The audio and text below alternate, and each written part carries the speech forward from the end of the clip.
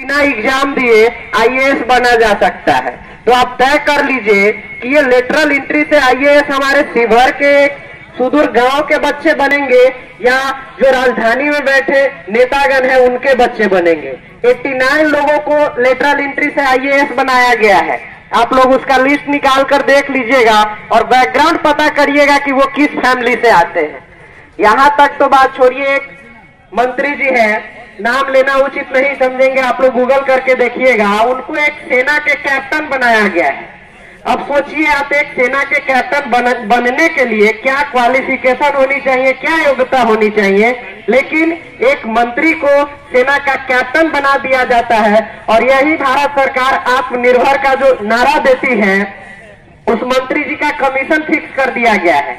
मंत्री है, उसका जो फैसिलिटी उनको मिलेगा, साथ ही वह जिस सेना के कैप्टन बने हैं उसके लिए उनको एक निश्चित कमीशन फिक्स किया गया है पर मंथ। तो आखिर ये आत्मनिर्भर कैसा जो ये स्लोगन है, ये युवाओं के साथ छलावा नहीं तो और क्या है।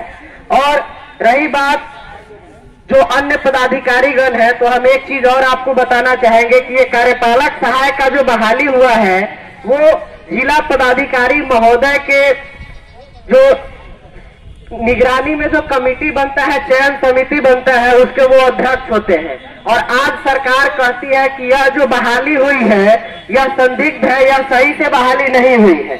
और यहाँ मतलब एक प्रश्न चिन्ह उठाया जा रहा है आईएएस लोगों पे कि उनके द्वारा जो बहाली किया गया है वो सही नहीं है और उससे बेहतर विकल्प बेल्ट्रॉन दे रहा है। तो निश्चित रूप से कहीं न कहीं सरकार अपने ही सिस्टम पर प्रश्न चिन्ह उठा रही है।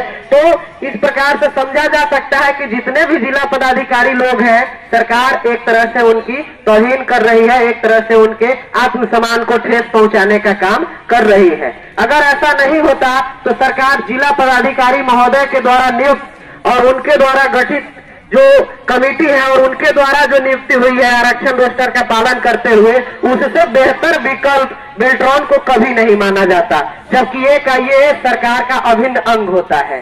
तो निश्चित रूप से इस सरकार में कोई भी सुरक्षित नहीं है और ये जो परंपरा चल रहा है ठेकाकरण का, इसका अभी विरोध नहीं हुआ तो भविष्य बहुत अंधकारमय है। तो युवा जो है वो बिकने के कगार पे है, प्रदेश बिकने के कगार पे है, देश बिकने के कगार पे है। जरूरत है यहाँ सभी लोगों को संगठित होकर सरकार के इस दमनकारी नीति का विरोध करने का। तो इसी के साथ कार्य